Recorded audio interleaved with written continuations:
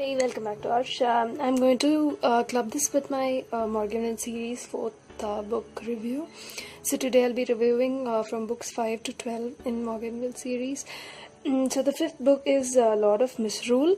So this one was not as exciting as Feast of Fools, but yes, this was around a single event where whether we will find whether Bishop takes the vampires or the vampires defeat Bishop and all that. So it is terrifying to know that there is a person whom the vampires itself fear, and then how they are going to fortify themselves. But at the end of this book, there's a very sad happening where one of the important people in the good side would die. So that is one main sad thing about this book. But it was not a filler book. It did have a lot of important events going on in it.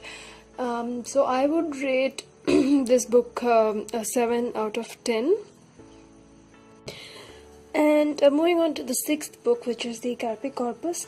So Carpe Corpus is is a surprise actually out of the books, and it is one of the exciting books in this series. A new character gets involved. I don't even know if I can call that a character, but then there is a new character, and it is you wouldn't have seen anything like that in any of the other fantasy books.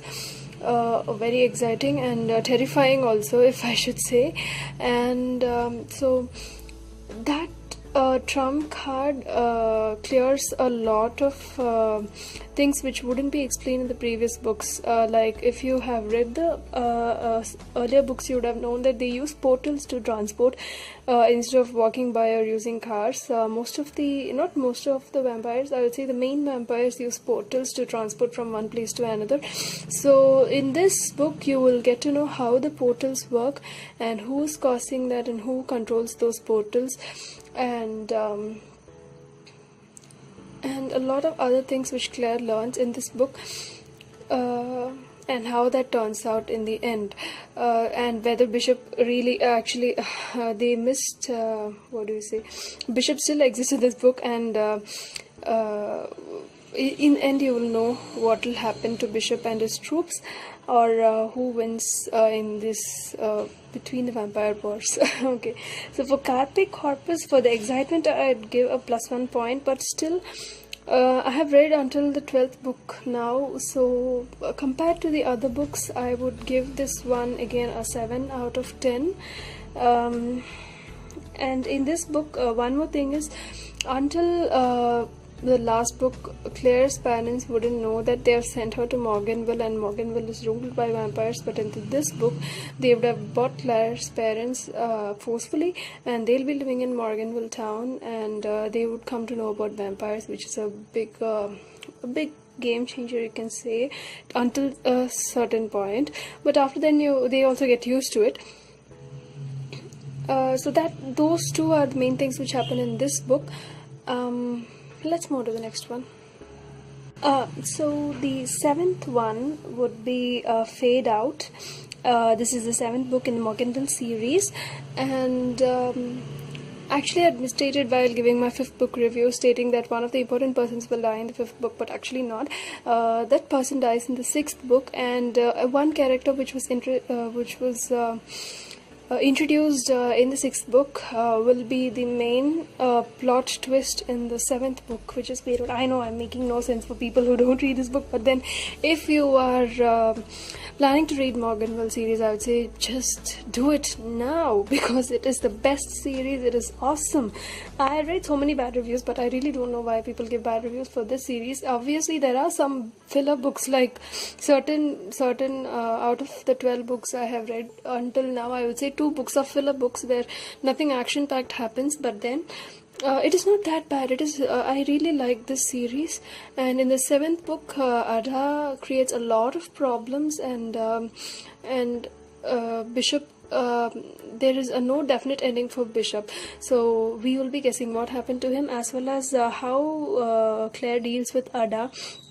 And then the relationship between Emily and Oliver. They are, you can call them as frenemies. There is some friction over there, but then Oliver is one anchor point which saves Emily from the grief she's feeling in this book, and shows the even though Claire is a mousy little girl, but then they show the inner strength she has, and it comes through all these books. As the number of series go up, you will see that Claire is also growing, and you will like the four housemates of Glass House even more as the series goes. And I'm sure, if please don't start the series if you don't have the next 2-3 books, sequel books in hand, because it is very, very tough to keep guessing what is going on. So I started when all the books were available. Now I have them all in hand, so I'm so happy. I'm just passing as a blur through these books. So for Fade Out, I would definitely give 8 out of 10. Also in Fade Out, other than Bishop, there is something else threatening Morganville and the exposure of vampires.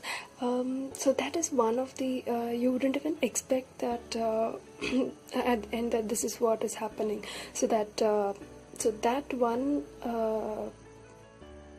event makes this book get an 8 point. So we'll move on to the 8th book. So Kiss of Death is the 8th book in the series, and this is where Michael gets he's a musician. If you read the other books, you would know that he's a musician, and he gets a breakthrough, and they have to leave Morganville and go to Dallas to have his songs recorded. And now comes a point where no one has left Morganville and no one is allowed to leave Morganville. So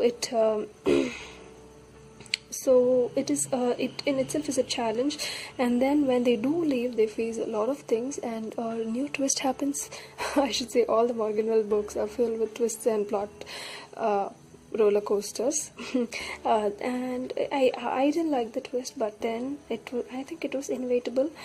Anyway, it was scary in itself, scary, then certain parts were unbelievable. But again, Oliver accompanies them in that road trip, so that is one twist in itself. So and it takes to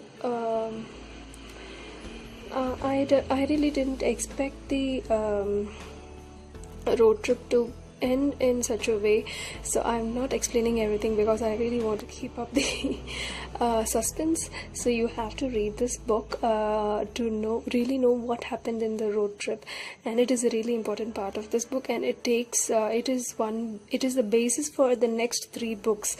So I really don't want to break the suspense, but then I'm giving this book also 8 out of 10. And in this book, Shane, you would start seeing the other side of Shane, the lover boy Shane, and a lot of incidents between Shane and Claire, cute, sweet incidents, so you will start loving the pair more. So that is one exciting part in this book. We'll see where it takes them. So the next book, I think this is the 9th book. Give me a minute.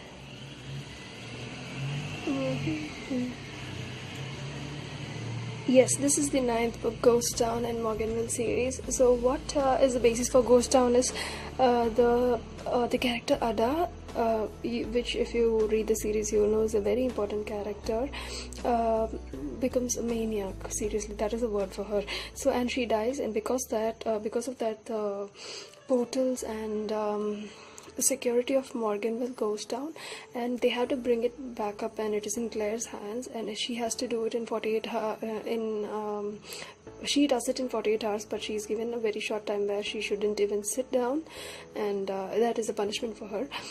So she does make the machine, but then Myrnin, as he is the eccentric Myrnin, changes something, and the machine makes everybody forget their present, and they go 3 years into the past. So as each vampire or human starts forgetting their present and goes into the past, it causes a lot of chaos, and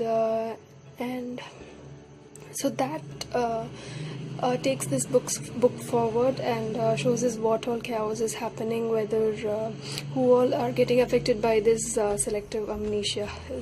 I think that is the right word, amnesia, for this one. So finally, even Emily gets affected by it, and then Oliver, and then Vernon, and everyone gets affected, and Claire is the only person who is not affected.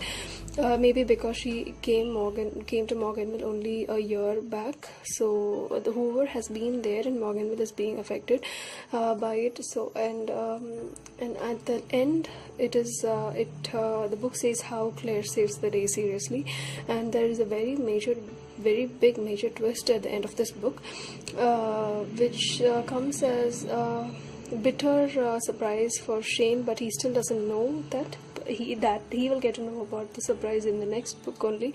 But then that is enough for us, right? Shane is the important part of our lives. He's the hero. So this book is more of a filler book, so I would give this only a 6 or 7 out of 10. We'll keep that at 6.5 because this is really an unnecessary book. I would say it's just a filler book. So it gets only a 6.5. Now let us move to the next book, which is Bite Club. So in Bite Club, a new gym comes up in Morganville, and a vampire is going to teach boxing and all such things. They also have fencing, a lot of activity going on in the gym, and Shane, who is pretty opposed to vampires, his aggressive character comes out in this book, and this book is totally revolves around Shane and how Claire manages with that. She has an important secret to keep from Shane, which is really important for him also, but then that secret is good and it is kept until the end of the book. And in this one, Shane hurts everybody in the glass house. All the glass house housemates try to keep Shane within their circle, but then that is not happening, and a big army is forming with people like Shane who are aggressive towards vampires, and they want them to be out, and they want to leave Morganville for good.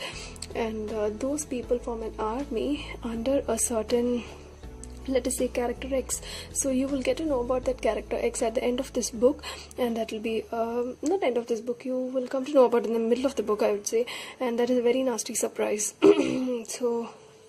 So this is you can say that this is a hate-love story actually with this book. You would like this book, at the same time you will hate it because you won't like Claire and Shane being apart from each other, because you can never imagine that, right? They are the hero and heroine. So it was pretty sad that they had to stay away so much, and in the end it all comes together, but then you still have that unsettling feeling that this could have gone better. So for this book, I would say in a book perspective I can give 9, but then I don't like the hero and heroine being apart. That is seriously nerve-wracking and heart-shattering. So I'm giving this book a 7 out of 10 because I really don't like such books where they make the hero and heroine so much apart for such a long time. It is seriously nerve-wracking. So I'm giving this book, my personal opinion is 6 out of 10, but then in a book and series perspective this would have a 9 out of 10.